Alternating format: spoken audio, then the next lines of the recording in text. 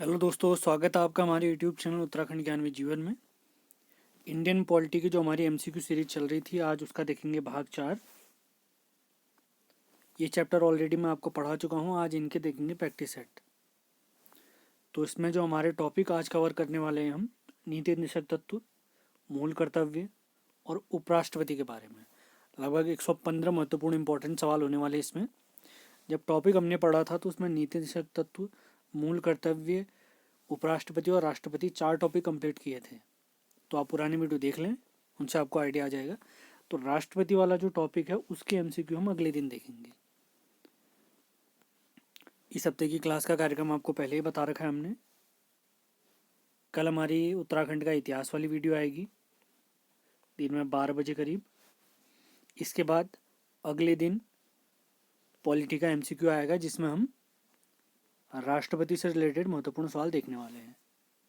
और बहुत जल्द आपके लिए एक आध दिन में, जैसे हमारे 1000 सब्सक्राइबर कंप्लीट होते हैं, एक बहुत ही इंपॉर्टेंट घोषणा होने वाली है आपके लिए। आगामी पटवारी लेखपाल और उत्तराखंड पुलिस एसआई और कांस्टेबल के लिए जो क्लास है वो अनाउंस की जाएंगी। और सेशन पसंद आता है तो आपने इसको लाइक ज़रूर करना है, लाइक ज़रूर करें जिससे अधिक से अधिक लोग हमारी वीडियो देख सकें। पुरानी वीडियो ज़रूर देखें इससे पहले के 3 भाग। तो स्टार्ट करते हैं, टाइम वेस्ट बिल्कुल नहीं करेंगे। पहला सवाल है, भारतीय संविधान में राज्य के नीति निर्देशक तत्व कहाँ से ग्रहण किए गए हैं? ब्रिटेन, आयरलैंड, रूस या फ्रांस? तो इसका राइट आंसर है आयरलैंड। अगले सवाल की तरफ बढ़ते हैं। राज्य के नीति निर्देशक तत्वों का उल्लेख भारतीय संविधान के किस भाग में है? भाग 2, 3, 4 या 5 में? तो इसका राइट आंसर है भाग 4 में। अगले सवाल की तरफ बढ़ते हैं। भारतीय संविधान के किस अनुच्छेद में राज्य के नीति निर्देशक तत्वों का उल्लेख है? 4 ऑप्शन है हमारे। तो राइट आंसर है आर्टिकल 36 से 51। चौथे सवाल की तरफ बढ़ते हैं। संविधान का वह कौन सा भाग है जो संविधान के निर्माताओं के मस्तिष्क और उद्देश्यों को प्रतिबिंबित करता है? 4 ऑप्शन है हमारे। तो उसका राइट आंसर है राज्य के नीति निर्देशक तत्व, directive principle of state policy कहते हैं इसे, डीपीएसपी। अगला देखते हैं, राज्य के नीति निर्देशक तत्वों में निम्न में से किन किन प्रकार के सिद्धांत अंतर्निहित हैं? 4 ऑप्शन है हमारे। तो इसका राइट आंसर है ऑप्शन नंबर डी, यानी आर्थिक सिद्धांत भी इसमें शामिल है, सामाजिक सिद्धांत और प्रशासनिक सिद्धांत, ये सारे सिद्धांत इसमें शामिल हैं। अगले सवाल की तरफ बढ़ते हैं। भारतीय संविधान में राज्य के नीति निर्देशक सिद्धांतों को शामिल करने के पीछे इनका मुख्य उद्देश्य क्या है? तो इसका राइट आंसर है, मैं पहले आपको इसके बारे में पढ़ा चुका हूँ। ऑप्शन नंबर ए इसका राइट आंसर है, कल्याणकारी राज्य की स्थापना। जितनी भी क्लास हमारी होती है उन सभी क्लास के पीडीएफ आपको हमारे टेलीग्राम चैनल से प्राप्त हो जाएंगे। तो हमारे टेलीग्राम चैनल से ज़रूर जुड़ें, जिसका लिंक मैं डिस्क्रिप्शन में भी दे दूंगा। इससे पहले की जितनी भी क्लास है उनके पीडीएफ और लिंक मैंने पहले ही दे रखे हैं। हमारे चैनल में विजिट करें, प्लेलिस्ट देखें और सारे सब्जेक्ट अपने कवर करें। अगला सवाल देखते हैं। अब कुछ दिनों में आपके लिए एक व्हाट्सएप ग्रुप भी बनाया जाएगा, तो व्हाट्सएप ग्रुप का लिंक भी आपको सेंड कर दिया जाएगा। और आपको कोई समस्या होती है तो आप इस नंबर पर संपर्क कर सकते हैं, 7895127508, 7895127508। ये मेरा पर्सनल नंबर है, आप इस पर मैसेज कर सकते हैं। अगला सवाल, 7वां सवाल है, संविधान में राज्य के नीति निर्देशक सिद्धांतों को शामिल करने के पीछे का उद्देश्य क्या है? तो इसका राइट आंसर है सामाजिक आर्थिक लोकतंत्र की स्थापना करना। अगले सवाल की तरफ बढ़ते हैं। निम्न में से किसने नीति निर्देशक सिद्धांतों को बैंक की सुविधानुसार दे उत्तर दिनांकी चेक कहा, यानी पोस्ट डेटेड चेक कहा? तो इसका राइट आंसर है केटी शाह जी ने। अगले सवाल की तरफ बढ़ते हैं। किस संवैधानिक संशोधन अधिनियम ने राज्य के नीति निर्देशक तत्वों को मौलिक अधिकारों की अपेक्षा अधिक प्रभावशाली बनाया है? तो इसका राइट आंसर है 42वें संविधान संशोधन 1976 के 76 के द्वारा। अगला सवाल देखते हैं, 10वां सवाल, भारतीय संविधान का कौन सा अंग समाजवादी व्यवस्था स्थापित करने की प्रेरणा देता है? मूल अधिकार, मूल कर्तव्य, नीति निर्देशक तत्व या नागरिकता? तो इसका राइट आंसर है नीति निर्देशक तत्व। अब बढ़ते हैं अगले सवालों की तरफ। अगला सवाल है, संविधान में कल्याणकारी राज्य का आदेश दिया जाता है? 4 ऑप्शन है हमारे। तो इसका राइट आंसर है नीति निर्देशक तत्वों में। अगला सवाल है, नीति निर्देशक सिद्धांत हैं वाद योग्य नहीं, मौलिक अधिकार या उपरोक्त में से कोई नहीं। तो 12वें सवाल का राइट आंसर है वाद योग्य नहीं है, यानी इनको लागू कराने के लिए हम न्यायालय की शरण में नहीं जा सकते हैं। अगला सवाल, नीति निर्देशक तत्वों का क्रियान्वयन निम्न में से किस पर निर्भर करता है? तो इसका राइट आंसर है सरकार के पास उपलब्ध संसाधनों पर, यानी ये सरकार पर निर्भर करता है कि वो हमें दें या ना दें। अगला सवाल देखते हैं, 14वां सवाल, मूल अधिकार और राज्य के नीति निर्देशक तत्वों में क्या अंतर है? तो इसका राइट आंसर है मूल अधिकार वाद योग्य है, यानी इन्हें लागू करने के लिए हम न्यायालय की शरण में जा सकते हैं, जबकि राज्य के नीति निर्देशक तत्व वाद योग्य नहीं है। अगले सवाल की तरफ बढ़ते हैं, मूल अधिकार एवं राज्य के नीति निर्देशक तत्वों के विषय में कौन सा कथन सही है? 15वां सवाल राइट आंसर है वे एक दूसरे के पूरक हैं। अगले सवाल की तरफ बढ़ते हैं, एक कल्याणकारी राज्य के निर्देश आदर्श वर्णित हैं। 16वां सवाल, तो इसका राइट आंसर है ऑप्शन नंबर ए, राज्य के नीति निर्देशक तत्वों में। अगले सवाल की तरफ बढ़ते हैं, नीति निर्देशक तत्वों को कार्यान्वित करने के लिए क्या मूल अधिकारों का हनन हो सकता है? 17वां सवाल, तो इसका राइट आंसर है कुछ अधिकारों का हो सकता है। अगला सवाल देखते हैं, भारत के संविधान में अंतर्राष्ट्रीय सुरक्षा को प्रोत्साहन देना सन्निहित है, किसमें सन्निहित है ये हमने बताना है। इसका राइट आंसर है राज्य के नीति निर्देशक तत्वों में।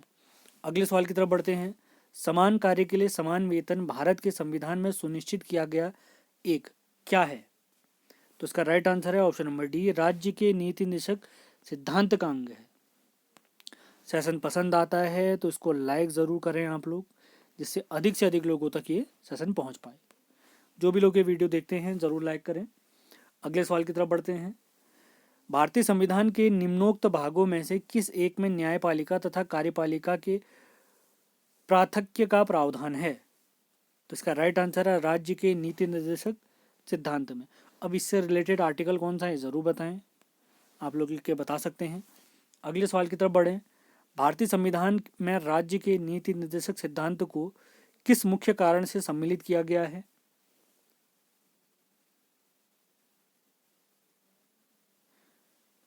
तो इसका राइट आंसर है कल्याणकारी राज्य की स्थापना के लिए। अगले सवाल की तरफ बढ़ते हैं, मूलभूत संविधान में कौन से भाग में राज्य लोक कल्याण की संकल्पना सम्मिलित की गई है? 22वां सवाल, इसका राइट आंसर है राज्य के नीति निर्देशक तत्वों में। अगले सवाल की तरफ बढ़ते हैं, संविधान का कौन सा अंग भारत के नागरिकों को आर्थिक न्याय प्रदान करने का संकेत करता है? तो इसका राइट आंसर है राज्य के नीति निर्देशक तत्व। अगले सवाल की तरफ बढ़ते हैं, 24वां सवाल, निम्न में से कौन सा राज्य नीति निर्देशक सिद्धांत नहीं है? तो इसका राइट आंसर है निजी संपत्ति की समाप्ति। अगले सवाल की तरफ बढ़ते हैं, राज्य के नीति निर्देशक तत्व नहीं है, 4 ऑप्शन है हमारे, तो इसका राइट आंसर है वैज्ञानिक मनोभाव के विकास का। अगले सवाल की तरफ बढ़ते हैं, 26वां सवाल, राज्य के नीति निर्देशक तत्वों में क्या शामिल है जो मूल अधिकार में नहीं है? तो इसका राइट आंसर है कुटीर उद्योग को प्रोत्साहन। अगले सवाल की तरफ बढ़ते हैं, 27वां सवाल, किसी नीति निर्देशक सिद्धांत को प्रायः समाजवादी माना जाता है, क्यों माना जाता है हमने बताना है। तो इसका राइट आंसर है ऑप्शन नंबर 1, ग्राम पंचायतों की स्थापना। किस आर्टिकल में ज़रूर बताएं, मैं आपको पहले ही बता चुका हूँ। निम्नलिखित अगला सवाल, निम्नलिखित निर्देशक सिद्धांतों में से वह सिद्धांत कौन सा है जिसे गांधीवादी सिद्धांत कहा जाता है? तो 28वें सवाल का राइट आंसर है ऑप्शन नंबर बी, स्वशासन के प्रभावी एकलों के रूप में ग्राम पंचायत का गठन। अगले सवाल की तरफ बढ़ते हैं, नीति निर्देशक तत्व का महत्व किसके लिए है? नागरिक, राज्य, समाज या संघ? 29वां सवाल, राइट आंसर है ऑप्शन नंबर बी, राज्य। अगला सवाल देखते हैं, भारत के किस राज्य में समान नागरिक संहिता लागू है? आर्टिकल 44 में हमने देखा था। तो 30वें सवाल का राइट आंसर है केवल गोवा में। अगले सवाल की तरफ बढ़ते हैं, 31वां सवाल, राज्य के नीति निर्देशक सिद्धांत के अनुसार किस आयु तक के बच्चों को निःशुल्क एवं अनिवार्य शिक्षा देने की आशा की जाती है? तो 31वें सवाल का राइट आंसर है 14 वर्ष। 32वां सवाल देखते हैं, राज्य के नीति निर्देशक सिद्धांत किस प्रकार मौलिक अधिकारों से भिन्न है? तो उसका राइट आंसर है ऑप्शन नंबर सी, राज्य के नीति निर्देशक सिद्धांत प्रवर्तनीय नहीं है, जबकि मूल अधिकार प्रवर्तनीय है। प्रवर्तनीय मतलब इनको लागू कराया जा सकता है, किसकी मदद से? न्यायालय की मदद से। प्रवर्तनीय का अर्थ ही होता है। तो मूल अधिकारों को हम लागू करवा सकते हैं, जबकि नीति निर्देशक तत्वों को लागू नहीं करवाया जा सकता है। अगले सवाल की तरफ बढ़ते हैं। भारतीय संविधान के कौन से संशोधन अधिनियम द्वारा टकराव की दशा में राज्य की नीति निर्देशक तत्वों को मूल अधिकारों पर वरीयता प्रदान की गई है? ये सवाल हम अभी देख चुके हैं थोड़ी देर पहले। तो ऑप्शन नंबर 42वां संविधान संशोधन इसके तहत इसका राइट आंसर है। अगला सवाल देखते हैं। भारतीय संविधान के अंतर्गत कल्याणकारी राज्य की अवधारणा निम्न में से किस अनुच्छेद में वर्णित है? 34वां सवाल, राइट आंसर है ऑप्शन नंबर बी, अनुच्छेद 38। अगले सवाल की तरफ बढ़ते हैं। समान न्याय और निःशुल्क विधि सहायता का प्रावधान संविधान के किस अनुच्छेद में है? तो इसका राइट आंसर है आर्टिकल 39 का ए। अगले सवाल की तरफ बढ़ते हैं। भारतीय संविधान के निम्नलिखित अनुच्छेदों में से कौन सा अनुच्छेद राज्य सरकारों को ग्राम पंचायतों को संगठित करने का निर्देश देता है? तो इसका राइट आंसर है आर्टिकल 40। अगला सवाल देखते हैं। भारतीय नागरिकों के लिए एक समान सिविल संहिता प्राप्त कराने की बात कही गई है, ये अभी थोड़ी देर पहले मैंने आपको बताया था। तो इसका राइट आंसर है आर्टिकल 44। और ये केवल कहाँ लागू है? ये केवल हमारे गोवा में लागू है। अगला जो टॉपिक है हमारा, अगले सवाल की तरफ बढ़ते हैं। अगला सवाल है 38वां सवाल। संविधान के किस अनुच्छेद में न्यायपालिका का कार्यपालिका से पृथककरण का उल्लेख किया गया है? 38वां सवाल, राइट आंसर है आर्टिकल 50, ऑप्शन नंबर डी। अगला सवाल देखते हैं। राज्य के नीति निर्देशक सिद्धांतों में से किस अनुच्छेद का संबंध अंतर्राष्ट्रीय शांति और सुरक्षा के संवर्धन से है? तो इसका राइट आंसर है आर्टिकल 51, ऑप्शन नंबर बी इसका सही जवाब है। 40वें सवाल की तरफ बढ़ते हैं। भारतीय संविधान के किस अनुच्छेद द्वारा निम्न दुर्बल वर्गों को शिक्षा संबंधी सुरक्षा प्रदान की गई है? तो इसका राइट आंसर है ऑप्शन नंबर बी, अनुच्छेद 46। अब बढ़ते हैं हमारे अगले टॉपिक की तरफ, मूल कर्तव्य की तरफ। इसके भी कुछ सवाल हमने रखे हुए हैं। आज का दूसरा टॉपिक। सेशन पसंद आता है तो उसको लाइक और शेयर जरूर करें। बहुत ध्यानपूर्वक सवालों को सुने, देखें आप कितना कर पा रहे हैं। तो अगले टॉपिक के पहले सवाल की तरफ बढ़ते हैं। पहला सवाल है मूल कर्तव्य से रिलेटेड। भारतीय संविधान में मूल कर्तव्यों को शामिल करने का विचार किस देश के संविधान से लिया गया है? तो and the right answer is Soviet संघ। अगले सवाल की तरफ बढ़ते हैं। निम्न में से किस समिति ने मौलिक कर्तव्यों को शामिल करने की अनुशंसा की थी? यानी किस समिति की सिफारिशों पर इन्हें लागू किया गया? ऑप्शन नंबर डी, स्वर्ण सिंह समिति की सिफारिशों पर। अगला सवाल, निम्न में से किस वर्ष संविधान में मूल कर्तव्यों को अंतः स्थापित किया गया? तीसरा सवाल, right answer option number B, 1976। अगले सवाल की तरफ बढ़ते हैं। अगला सवाल है मौलिक कर्तव्यों को निर्धारित किया गया है किस संविधान संशोधन के तहत? तो राइट आंसर है 42वें संविधान संशोधन 1976 के तहत। अगले सवाल की तरफ बढ़ते हैं। 42वें संविधान संशोधन के 10 आचार आदर्शों को किस नाम से जाना जाता है? तो इसका राइट आंसर है मौलिक कर्तव्यों के नाम से जाना जाता है। अगला सवाल देखते हैं। 1976 में 42वें संशोधन द्वारा संविधान में नागरिकों के लिए कितने मौलिक कर्तव्य निश्चित किए गए हैं? तो छठे सवाल का राइट आंसर है ऑप्शन नंबर बी, 10। अगला सवाल देखते हैं। संविधान के किस भाग में मूल कर्तव्यों के अध्याय को जोड़ा गया है? तो 7वें सवाल का हमारा राइट आंसर है भाग 4 का को, ऑप्शन नंबर डी सही जवाब है। अगले सवाल की तरफ बढ़ते हैं। आज के हमारे 8वें सवाल की तरफ, मूल कर्तव्यों से रिलेटेड। टोटल 48वां सवाल है। भारतीय संविधान में मौलिक कर्तव्यों की सूची निम्न में से किस भाग के रूप में जोड़ी गई है? तो इसका राइट आंसर है 4। अगले सवाल की तरफ बढ़ते हैं। भारत के संविधान के किस अनुच्छेद में मौलिक कर्तव्य की चर्चा की गई है? तो राइट आंसर है आर्टिकल 51 का ए। अगले सवाल की तरफ बढ़ते हैं। वर्तमान में संविधान में कुल कितने मूल कर्तव्यों का उल्लेख किया गया है? तो उसका राइट आंसर है वर्तमान में 11 मूल कर्तव्य हैं। अगले सवाल की तरफ बढ़ते हैं। किस संविधान संशोधन अधिनियम द्वारा संविधान में मूल कर्तव्यों को सम्मिलित किया गया? तो आज का 11वां सवाल, ऑप्शन नंबर ए, 42वें संविधान संशोधन द्वारा। अगले सवाल की तरफ बढ़ते हैं। मौलिक कर्तव्यों को संविधान में सम्मिलित किए जाने का प्रयोजन क्या है? यानी किस उद्देश्य से इसे लागू किया गया? विनाशक एवं असंवैधानिक गतिविधियों को नियंत्रित करने के लिए, ऑप्शन नंबर सी बिल्कुल सही जवाब है। अगले सवाल की तरफ बढ़ते हैं। संविधान में उल्लेखित मौलिक कर्तव्य किसके लिए हैं? तो इसका राइट आंसर है ऑप्शन नंबर बी, ये सभी नागरिकों के लिए है। अगले सवाल की तरफ बढ़ते हैं। मौलिक कर्तव्यों की अवहेलना करने की दशा में तो क्या होगा, दंड देने की व्यवस्था बिल्कुल भी नहीं है। अगले सवाल की तरफ बढ़ते हैं। भारत के प्रत्येक नागरिक का कर्तव्य होगा प्राकृतिक पर्यावरण का संरक्षण एवं सुधार। उपरोक्त कथन भारतीय संविधान के किस अनुच्छेद से लिया गया है? तो 4 ऑप्शन है हमारे, राइट आंसर है आर्टिकल 51 का ए। अगले सवाल की तरफ बढ़ते हैं। 16वां सवाल, निम्न में से कौन सा एक मौलिक कर्तव्य नहीं है? 4 ऑप्शन है हमारे, तो इसका राइट आंसर है ऑप्शन नंबर डी, करों की अदायगी। यानी कर हमें देना है, ये इसके बारे में कोई भी जानकारी हमें अपने मूल कर्तव्यों में प्राप्त नहीं होती है। अगले सवाल की तरफ बढ़ते हैं। निम्न में से कौन सा एक मौलिक कर्तव्य नहीं है? 4 ऑप्शन है हमारे, काफी महत्वपूर्ण सवाल है। निम्न में से कौन सा मौलिक कर्तव्य नहीं है? तो 17वें सवाल का हमारा राइट आंसर है ऑप्शन नंबर सी, धर्मनिरपेक्षता का पालन करना। धर्मनिरपेक्षता का पालन करना, ये इससे रिलेटेड बातें तो हमारे मूल अधिकारों में करी गई है। अब बढ़ते हैं आज के हमारे तीसरे टॉपिक की तरफ। तीसरा टॉपिक है हमारा उपराष्ट्रपति से रिलेटेड, और मैंने बताया भी था आज हम 3 टॉपिक देखने वाले हैं, और अगले यानी एक दिन छोड़ के, यानी जो शनिवार को हमारा प्रैक्टिस सेट आएगा तो उसमें हम देखेंगे केवल राष्ट्रपति से रिलेटेड सवाल। तो आज हम 3 टॉपिक देखने वाले, 2 टॉपिक हमारे समाप्त हो चुके हैं। तो अगले टॉपिक की तरफ बढ़ते हैं। तो पहला सवाल है, भारत के उपराष्ट्रपति की स्थिति की तुलना में किस देश के उपराष्ट्रपति से की गई है? 4 ऑप्शन है हमारे, काफी महत्वपूर्ण सवाल है। तो इसका राइट आंसर है ऑप्शन नंबर ए। पहले सवाल का हमारा राइट आंसर है ऑप्शन नंबर ए, संयुक्त राष्ट्र अमेरिका यानी यूएसए। अगले सवाल की तरफ बढ़ते हैं। आज का हमारा दूसरा सवाल, भारत के उपराष्ट्रपति का पद ये किससे रिलेटेड है या इससे संबंधित कौन सा कथन बिल्कुल सही होने वाला है? तो इसका राइट आंसर है ऑप्शन नंबर ए, संविधान में प्रारंभ से ही है, यानी मूल संविधान में इसके बारे में बात करी गई है।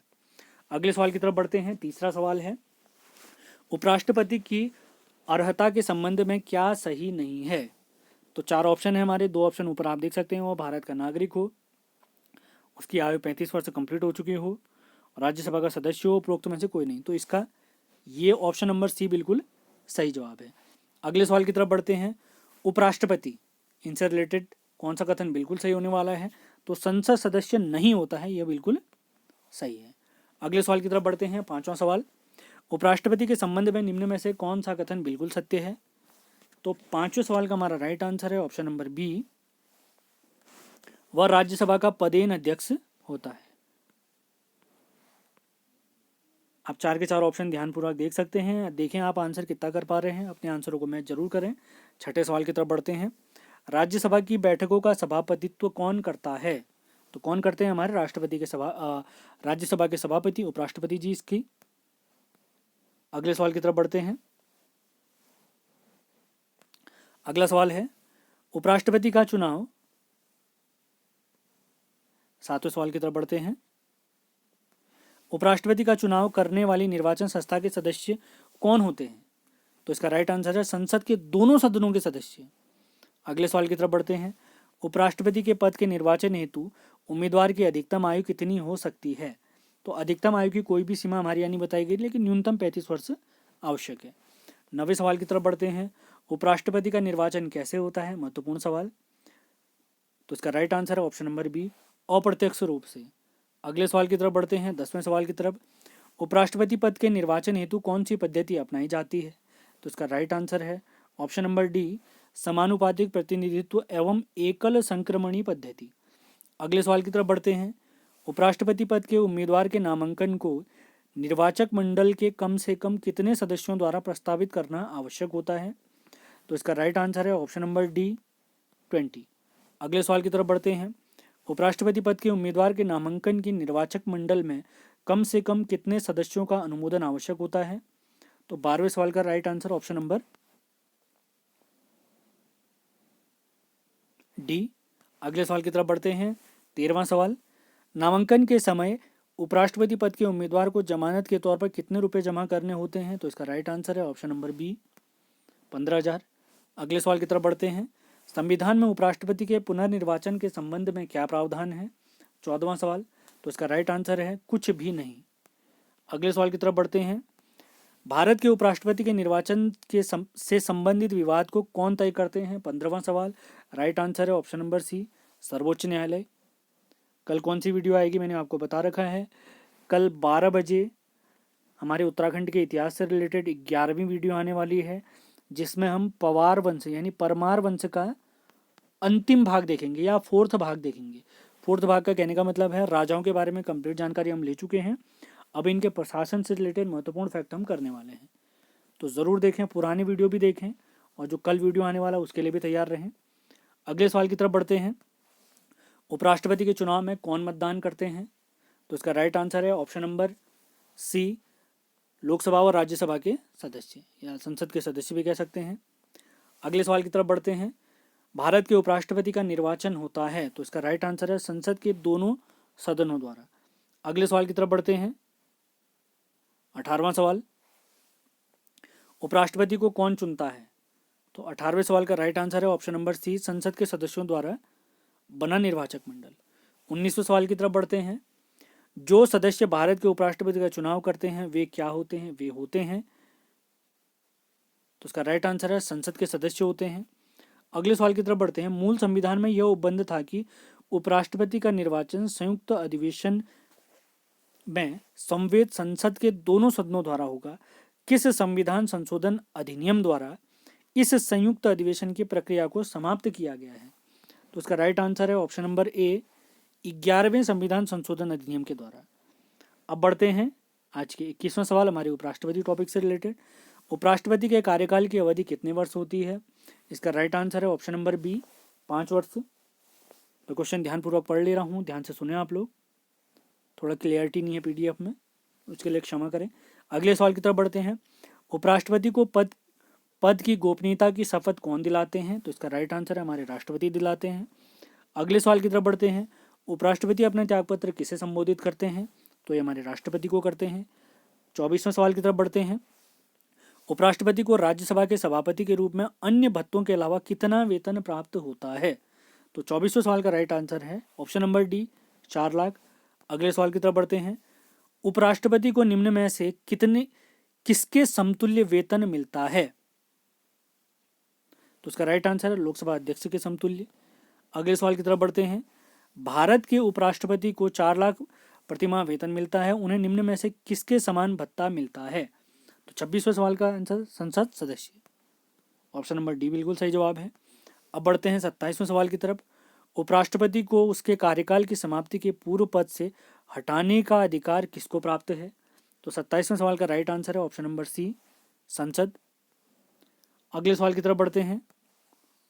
28वां सवाल, भारत के उपराष्ट्रपति को पदच्युत करने का प्रस्तावित किया जा सकता है? 28वें सवाल का हमारा राइट आंसर है ऑप्शन नंबर डी, केवल राज्यसभा में। अगले सवाल की तरफ बढ़ते हैं। भारत के उपराष्ट्रपति को कौन निकाल सकता है? 29वें सवाल का राइट आंसर है लोकसभा की सम्मति से राज्यसभा, ऑप्शन नंबर सी बिल्कुल सही जवाब है। अब बढ़ते हैं 30वें सवाल की तरफ। उपराष्ट्रपति को कार्यकाल पूरा होने से पूर्व पदच्युत किया जा सकता है, किसके द्वारा? ऑप्शन नंबर सी, राज्यसभा के साधारण बहुमत द्वारा पारित प्रस्ताव जिसकी स्वीकृति लोकसभा करे, यानी दोनों की स्वीकृति बहुत आवश्यक है। अगले सवाल की तरफ बढ़ते हैं। उपराष्ट्रपति राष्ट्रपति का कार्यकाल संभालता है, जबकि राष्ट्रपति, तो कौन सा ऑप्शन बिल्कुल सही होने वाला है?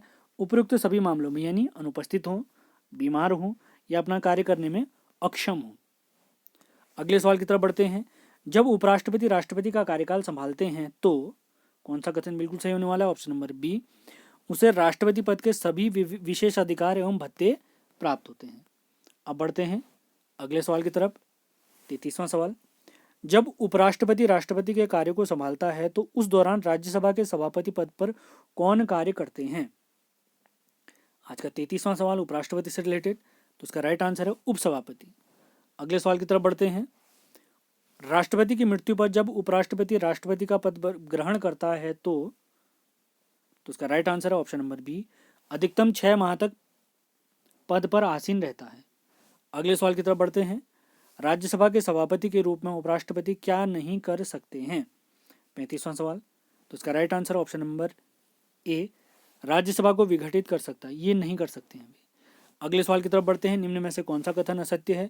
4 ऑप्शन है हमारे। 36वां सवाल है, तो इसका राइट आंसर है ऑप्शन नंबर बी, उपराष्ट्रपति के निर्वाचन संबंधी सभी विवादों को निर्वाचन आयोग देखता है। अब बढ़ते हैं अगले सवाल की तरफ। निम्नलिखित कथनों का अध्ययन कर समुचित उत्तर की पहचान करें। भारत का उपराष्ट्रपति नियुक्त किए जाने के लिए किसी व्यक्ति में राज्यसभा का सदस्य बनने की योग्यता अवश्य होनी चाहिए। अगला है, उपराष्ट्रपति राज्यसभा का पदेन सदस्य होता है। तो कौन कौन से कथन इसमें सही होने वाले हमने बताना है। तो ऑप्शन नंबर ए यानी दोनों कथन बिल्कुल सत्य हैं। अगले सवाल की तरफ बढ़ते हैं। भारत के उपराष्ट्रपति के संबंध में कौन सा कथन असत्य है? तो इसका राइट आंसर है ऑप्शन नंबर बी, उपराष्ट्रपति का चुनाव भारत का राष्ट्रपति करता है। अगले सवाल की तरफ बढ़ते हैं। उपराष्ट्रपति अपने मत का प्रयोग कब करते हैं? 39वां सवाल, राइट आंसर है ऑप्शन नंबर बी, जब मतों के बराबर होने की स्थिति में। अगले सवाल की तरफ बढ़ते हैं। कौन राष्ट्रपति के चुनाव में मतदान नहीं करते हैं परंतु उपराष्ट्रपति के चुनाव में मतदान कर सकते हैं? आज के टॉपिक का, उपराष्ट्रपति टॉपिक का 40वां सवाल, तो राइट आंसर है संसद के मनोनीत सदस्य इसमें भाग नहीं ले सकते हैं। अगले सवाल की तरफ बढ़ते हैं। भारत के उपराष्ट्रपति को पदच्युत करने का संकल्प निम्न में से कहाँ प्रस्तावित किया जाता है? तो इसका राइट आंसर है केवल राज्यसभा में। अगले सवाल की तरफ बढ़ते हैं। भारत के पहले उपराष्ट्रपति कौन थे? 42वां सवाल, तो इसका राइट आंसर है option number A, Sarvepalli Radhakrishnan. और यही भारत के दूसरे राष्ट्रपति भी थे, आपने ध्यान रखना है। अगले सवाल की तरफ बढ़ते हैं।